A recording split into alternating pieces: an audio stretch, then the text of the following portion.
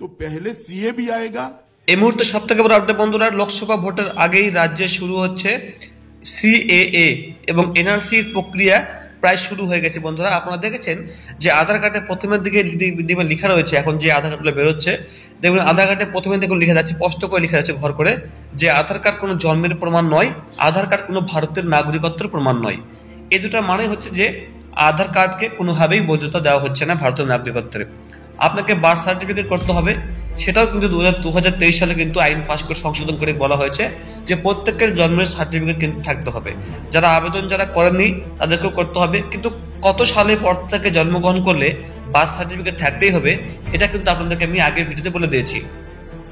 আজকের যে আপডেট বন্ধু সেখানে বলা হয়েছে স্পষ্ট করে যে লোকসভা ভোটের আগেই সিএএ কার্যকর হবে দেশে, জানিয়ে দিলেন কেন্দ্রীয় স্বরাষ্ট্রমন্ত্রী Amit Shah.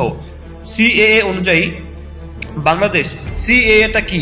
Citizenship amendment act, এটা ভারতের জাতীয় নাগরিকত্ব, অর্থাৎ এনআরসি না, কিন্তু এটা হচ্ছে নাগরিকত্ব, ঠিক আছে, সিটিজেনশিপ।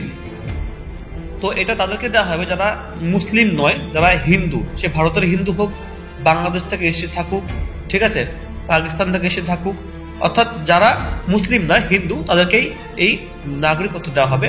কেউ যদি হিন্দু ভারতের নাগরিকত্ব প্রমাণ করতে ব্যর্থ হয়, অর্থাৎ ভারতের নাগরিকত্বের কোনো ডকুমেন্টস নেই, প্রমাণ করতে পারছেন না, তাকে কিন্তু কোনোভাবেই দেশ থেকে বের করে দেওয়া হবে না, তাকে এই সিএএ এর অধীনে আনা হবে এবং তাকে ভারতের নাগরিকত্ব দেওয়া হবে।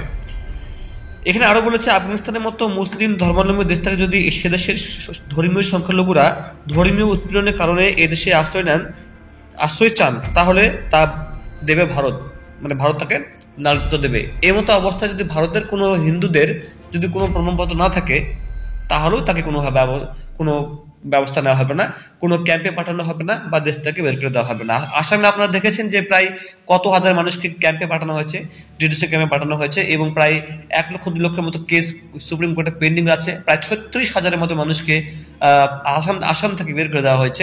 এখনো 1 লক্ষ কেস পেন্ডিং আছে সুপ্রিম কোর্টে, এদেরও ভাগ্য ঝুলে রয়েছে।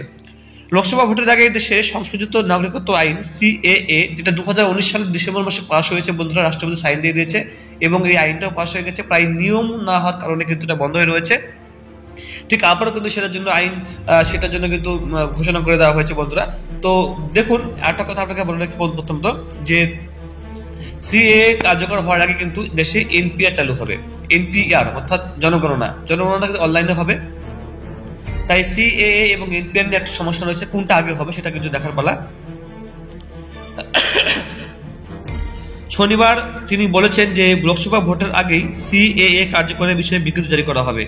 সিএএ কার্যকরের বিষয়ে বিজ্ঞপ্তি জারি করা হবে, তিনি এটা বলে দিয়েছেন এবং এটা বারবার তিনি বলছেন যে সিএএ কার্যকর হবেই।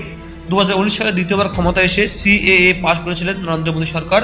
ওই আইন অনুযায়ী বাংলাদেশ, পাকিস্তান থেকে আফগানিস্তানের মতো সে দেশের মানুষকে কিন্তু ধর্মীয় নাগরিকত্ব দেওয়া হবে, মানে ভারতীয় নাগরিকত্ব দেওয়া হবে। কিন্তু এখন পর্যন্ত এই সংক্রান্ত আইনে কোনো ধারা তৈরি হয়নি, কোন ধারায় দেওয়া হবে, ঠিক আছে। জানুয়ারি মাসে ওই আইনের ধারা তৈরির জন্য 7বার সময় বৃদ্ধিতে সবুজ সংকেত দিয়েছিল সংসদীয় সচিবালয়।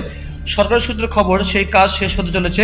রাজনৈতিক বিশ্লেষকদের একাংশের মতে 4.5 বছর ধরে বিষয়টি ঝুলে থাকায় ক্ষোভ তৈরি হয়েছে হিন্দু উদ্বাস্তু সমাজের একাংশের মধ্যে।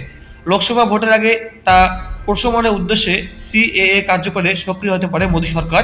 বস্তুত শনিবার দিল্লিতে একটি আলোচনা সভায় শাহই তা স্পষ্ট করে দিয়েছেন। তিনি বলেন, সিএএ দেশের একটি আইন, তা অবশ্যই কার্যকর হবে, এ বিষয়ে কোনো সংশয় থাকা উচিত নয়, মানে সিএএটা হবে, এটা নিয়ে কোনো চিন্তা কোনো বিষয় নয়, তিনি এটা বলে দিয়েছেন। তো বন্ধুরা, আরো খবর আছে যেটা আমি আপনাদেরকে পরবর্তী ভিডিওতে জানিয়ে দেবো কি করতে হবে, কি করবেন। ভালো থাকবেন বন্ধুরা, অসংখ্য ধন্যবাদ।